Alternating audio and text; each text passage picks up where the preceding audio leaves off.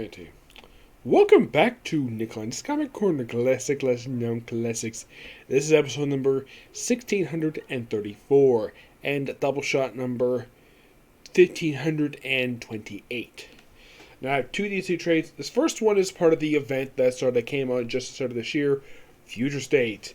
Yes, the event that's apparently planted the seeds for stuff that we see some of the stuff explore a little bit later on. Alright, first up it is DC Future State, The Next Batman, which contains the 4 issues of this series, The Next Batman. Yes, 4 issues. Yes, think with all the Future State series, with the exception of this one and one other book, all the rest of them were like 2 issues, and that was it. Yes.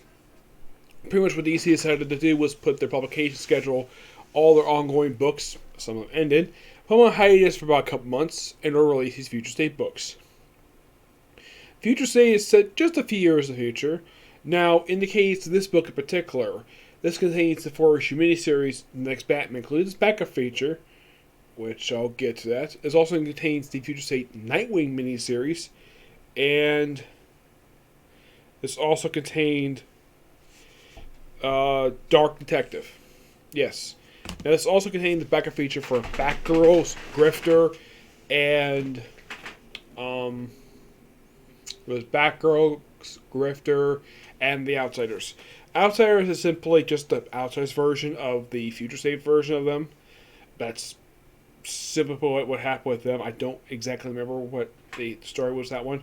The Batgirls one, just a 2-part story focused on Cassandra Cain and Stephanie Brown, their time in Future State.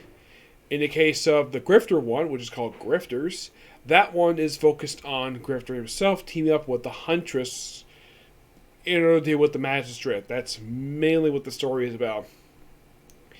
As for Future State Nightwing, this is simply put, Nightwing has a council with the Next Batman, and this Next Batman is Tim Fox, the son of Lucius Fox, one of his several kids. Now, I've already discussed Next Batman already, thanks to The Batman by John Riley.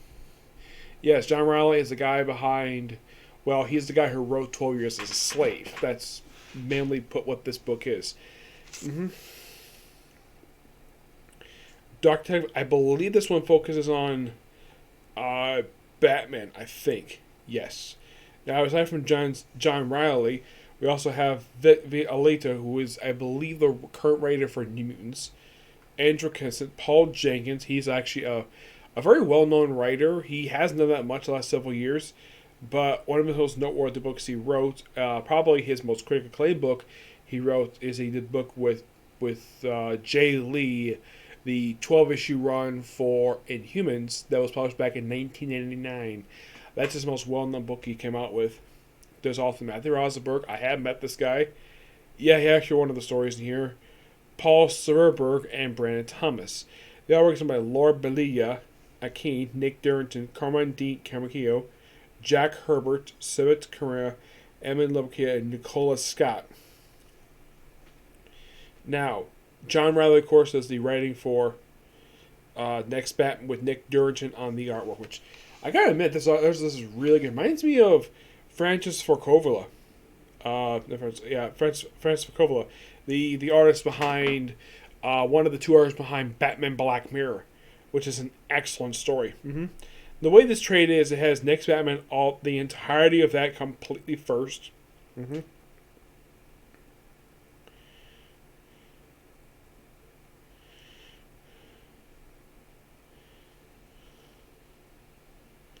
Let's see if I can find it here.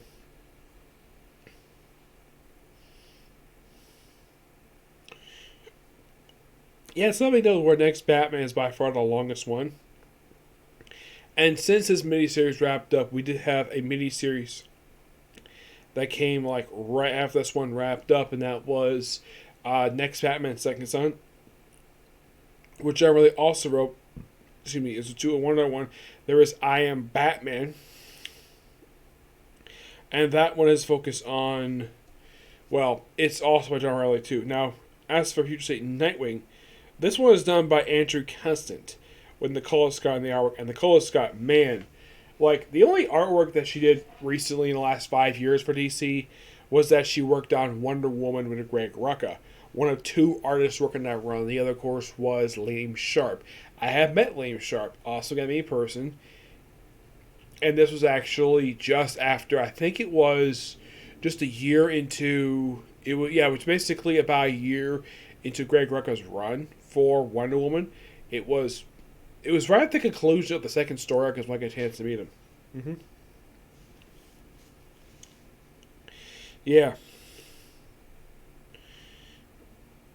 Yeah, it's shocking, though, the fact that this is only just 2 issues. I mean, the best thing you could say about this miniseries is that it feels like it's very much connected to the Future State Batman series. Mm-hmm. Now, Batgirls, this was this thing focused. They also had the Arkham Knight in the story. Yep, they had Arkham Knight here with, Killer Croc. This is done by Vita Alia, the key in the artwork. Mm-hmm. And this is one of the 2 stories Killer Croc. This is one of our books that Killer Croc does show up in. Mm-hmm. And there's Stephanie Brown for you. Yep, that's her. And Cassandra Cain. The costume is very heavily inspired by the Batman Rebirth costume, though the costume was designed by Greg Capullo. Mm-hmm. Yeah, it's just a 2-issue thing, and that's it. It's pretty good. I like the Batgirl story in here. We also have the Resistance, basically comprised of Nightwing, Man-Bat, Orphan, who is one of the Batgirls, Batwoman, Talia al Ghul, yes, Talia al Ghul, and Robin. My guess is probably Tim. From look of it, it could be either Tim Drake or Damian. They don't really say which one it is.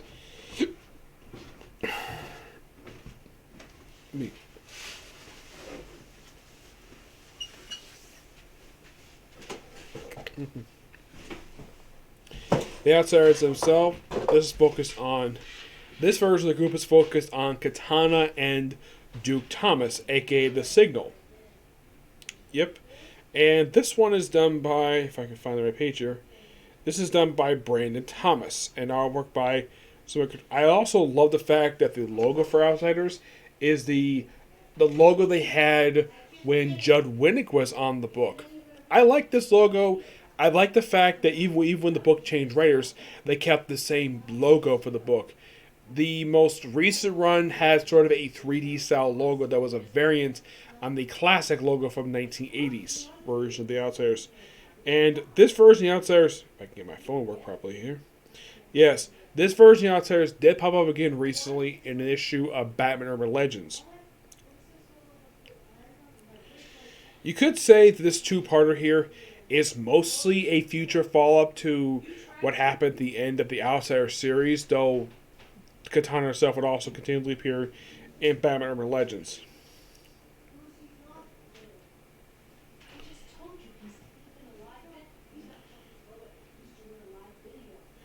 Yeah. So, and then you had Gotham Sirens, which is focused on Catwoman and Poison Ivy. Now you're thinking Gotham Sirens is Harley Quinn in this story because basically she's part of that group. Nope, she's nowhere in the group. Yeah, this one's done by Paul Sir and Robin Hayes and Emmett LeBecue, who does the artwork. Yeah, the artwork's actually pretty good for this one. It's pretty much in a way like it just basically it's basically a futurist version of not, let's just say, stuff we see nowadays. It's more like another take on the Paul Dini version of Gotham City Sirens. Yeah, and it's weird though. You have this book featuring Catwoman, and you feature, oh, by the way, this blue hair girl. This is Harper Row. Yes, this blue hair girl here. Yeah, that's Harper Row, a future version of her, which is interesting. The fact she's associated with Catwoman and Poison Ivy, given the fact that Catwoman Poison Ivy association with of all things Batman. Okay, then we have the Arkham Knight's book, this is the one with the Arkham Knight herself. I think like the Arkham Knights are basically a version of the Batman villain, just being knights in Gotham City with anarchy of all people. You also have Blight here. Yeah, it's basically like Clayface, Blight, I think it's Tweedledee, and Red Hood's here too. It's a very interesting. I actually kind of like this one. This was actually pretty fun. Mm-hmm. Of course, this is the one done by Paul Jenkins. And plus, yes, it is the same person in the mask it was in the Tomasi story. Which I still admit Tomasi did a really good job not carbon copying what Rocksteady did with the Arkham Knight for the Arkham Knight video game by making it where this is the daughter of Jeremiah Arkham compared to having Red Hood being the Arkham Knight. Yeah, Grifter, this is the one done by Matthew Rosberg. This actually was sort of a follow-up in the pages of Urban Legends because Grifter had a feature in the book. Yeah, this is the one where it focuses on Grifter and the Huntress. It's them kind of working together. They almost kind of betray each other, but it's a really fun story, and that's simply what it is. Oddly enough, there's no appearance in this book of all people, Bruce Wayne. Yeah, he's nowhere in the book. It's rumored he's dead at this point, but they don't really go into detail exactly what all that's about. But I'm going to give this book roughly a 9 out of 10. So I kept the same for this book. Here we have Katana, Volume 1, Soultaker. This book contains pretty much the entire 10-issue run for Katana. Yes, this at the time was released, was the very first solo book for Katana. Because when you think of Katana, people think of her associated mostly with the Outsiders over the years. That was the only group she was part of. Well, up until 2011. From the moment of her debut back in 1983 up until 2011, basically for about 30 years, I'd say. Actually, about 40 years. She was mostly associated with the Outsiders. It was the only group she was ever part of. You could say she was kind of part of the Suicide Squad. That's what the movie implied in 2016. But no, she had nothing to do with the Suicide Squad at all. That was something completely random. And her only association with Suicide Squad was that she guest starred for an issue from the original Suicide Squad run by John Ostrander. By the year 2011, she was added part of the Birds of Prey book. She was part of this book for about 2 years, and then she moved over to Just Like America, and then she got this book. She actually was one of the few people who actually was in that book for Justice Like America by Matt Nye and Jeff Johns, who actually had an ongoing series. This book shockingly lasted 10 issues. It was written by Ann Nocenti and had 2 different artists on it. Alex Sanchez is the original artist.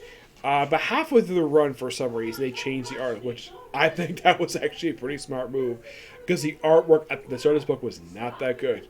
Now, I have asked somebody about this, basically, because I have no problem with the attire Katana is wearing. Why the heck is her skin gray when she puts on this attire? Yeah, that's something even in the book does never explain. Well, you gotta admit, it's got a great cover. Okay, not the good interior artwork. This is basically Alex Sanchez, the way he draws Katana.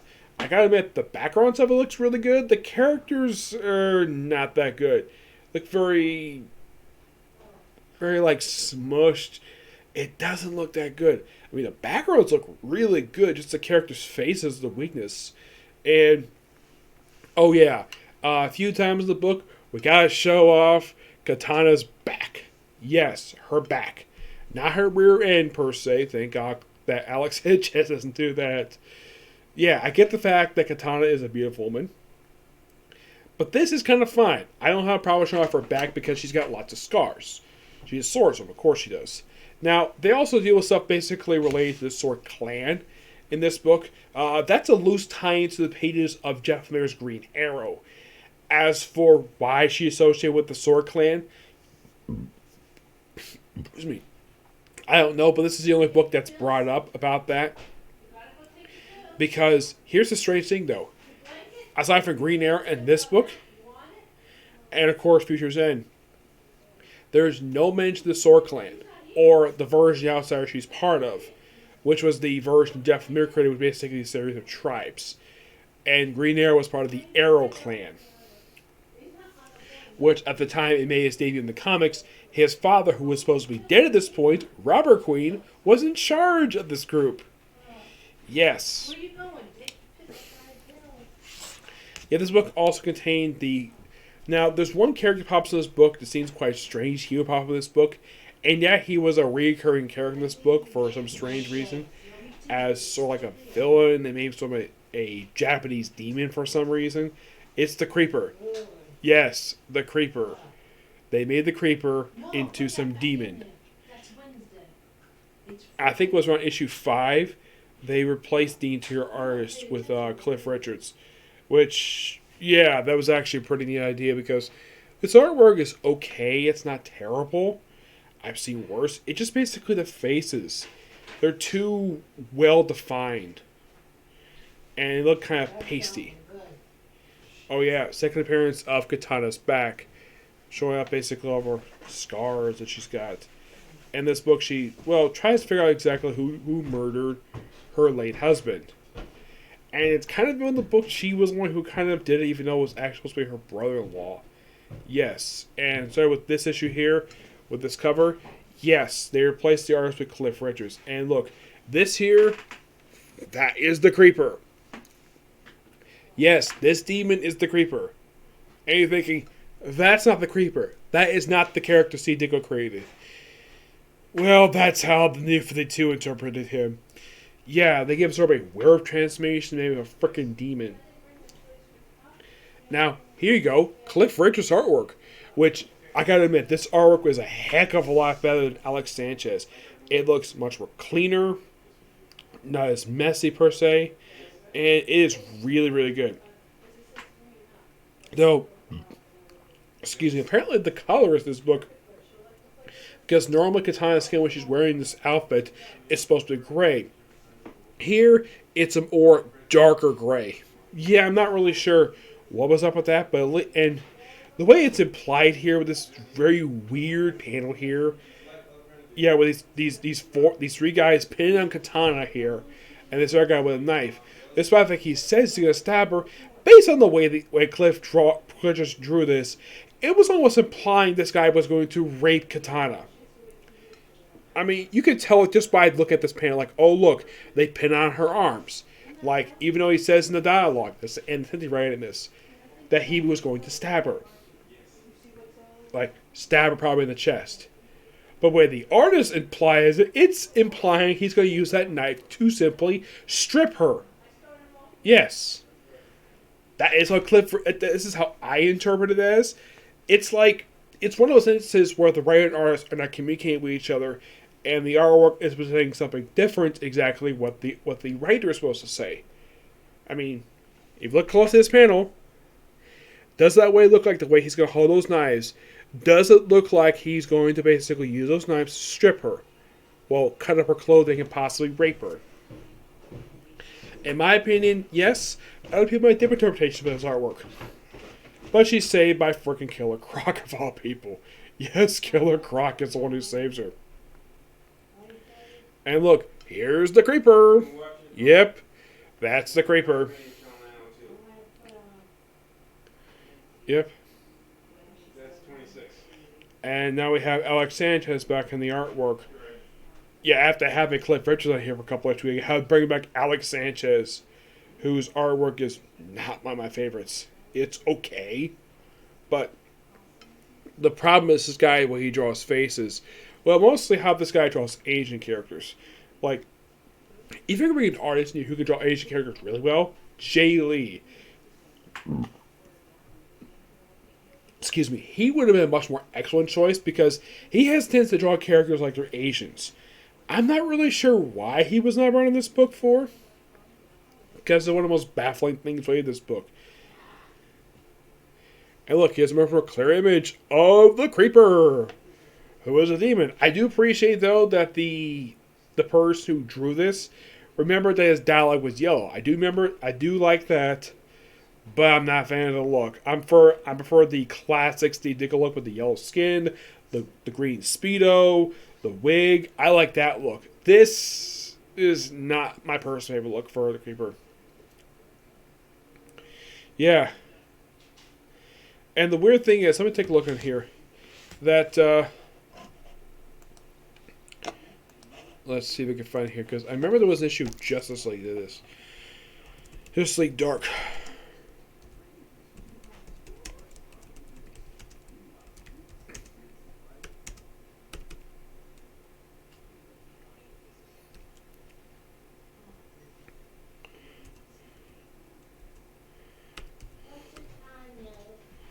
You find it?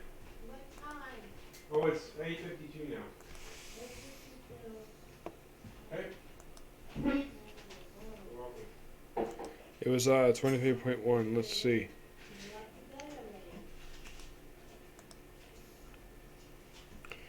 Yeah, apparently this might be in the book. It's called Twisted. I didn't really see in here.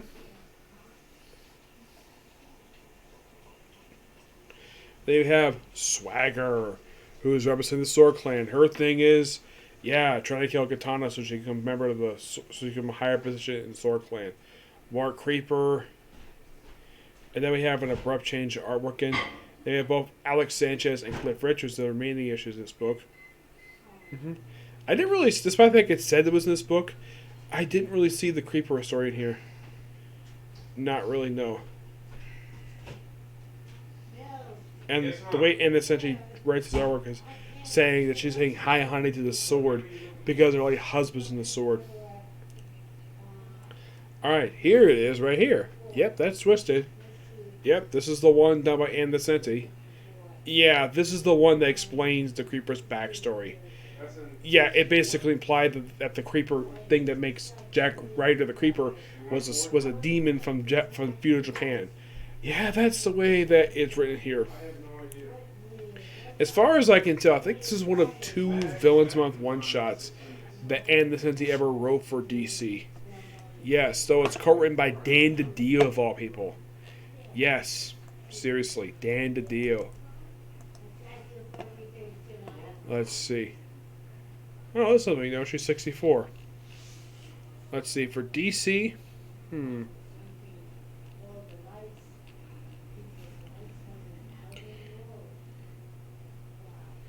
well, this is one of a few books I've reviewed. This is the 3rd book I've actually done a review for her on. Yes. Here's a fun fact for you about Ann Nocenti. The last book she did for DC was Caloran. Yes, a book for Caloran the Witch Boy. The first book she ever did for DC was basically Kid Eternity Volume 3 for Vertigo. Yep, that was the very first book she did for DC. And, well, after like that run ended, next book didn't come for at least for about 9 years. When she worked on some of stuff for Batman, and then she did Catwoman Volume 3. And I think that she must have worked on this book probably just after she wrapped up her run for Green Arrow. Yes. And it's great that they included the Creeper one-shot here. So, there's that. But I at least gotta admit, this actually is a pretty fun series to read. Just not really a big fan of the artwork. I also has one with tattoos, who basically I think gets sliced up a katana, and this other guy who's not the Creeper, and yeah, her outfit gets sliced up and shows off her tattoos. Yep. It's a really fun series for Katana. And, well, it ends on a pretty happy note. I mean, what's Katana's next appearance like right after this book? Well,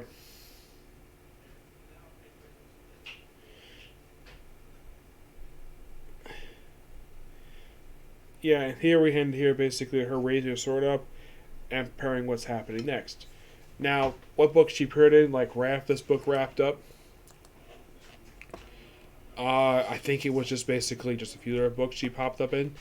Yeah, she's also changed her attire to basically kind of a similar look she had pre-Flashpoint. Yeah, as soon as this book wrapped up, I think the next book she popped up in was,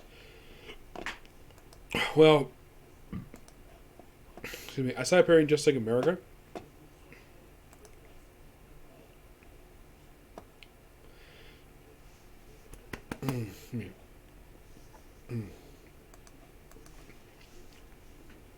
I think mostly put as soon as basically this book wrapped up, she didn't do. I think you could say she popped up in pages of Green Arrow, in Jeff Lemire's one as a recurring character, and Andrew Kreisberg's one. That's mostly what she did after that, and then pretty much after Jeff Lemire after this one for Green Arrow.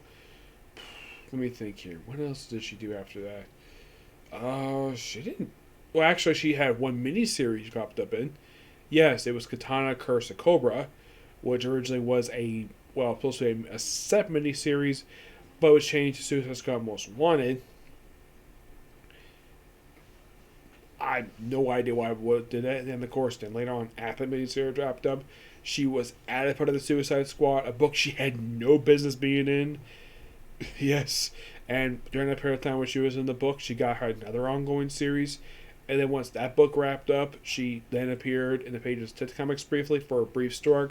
That set up the pages of the new Batman Outsiders run by Brian Hill. Yep. And once the book wrapped up, now she's currently in the pages of Batman Urban Legends. Still part of the Outsiders mostly, but that's what we can find her currently. And I would say as of right now, I've reviewed mostly almost everything that Katana's been involved with in this current continuity, like all the books that she has physically appeared in. Mm-hmm. Yeah, I probably, from what I can tell, I have pretty much reviewed everything she's been in as of currently. Mm-hmm. There's a few things here and there I have reviewed, like an issue of The Swamp Thing.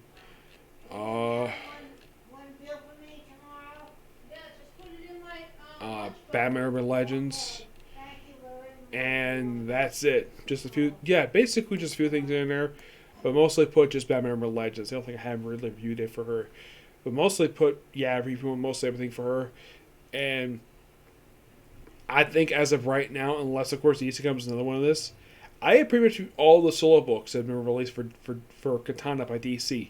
Yeah, this is the first of 3. This is the most ongoing. The other 2 are miniseries. I did recommend basically checking them out. Now, from what I've heard from some people about this run for Katana, is that this run was not very good. Described as one of the worst books of New 52. I read it. It's actually pretty. I read it initially, not long after it came out. Not necessarily what was coming out per se, but I did read it. And I liked it. I really did. I thought it was really good writing with this book. I think some people may have been turned up by the artwork. My guess is probably the reason the series was canceled. It's only 10 issues. Low sales. That's the usual reason a book is canceled. Yep. So yeah, that's it. Sick Love You. So next year, we should be Shaman King. Who's that, Margaret F. Schumacher? Okay. Next video. Bye.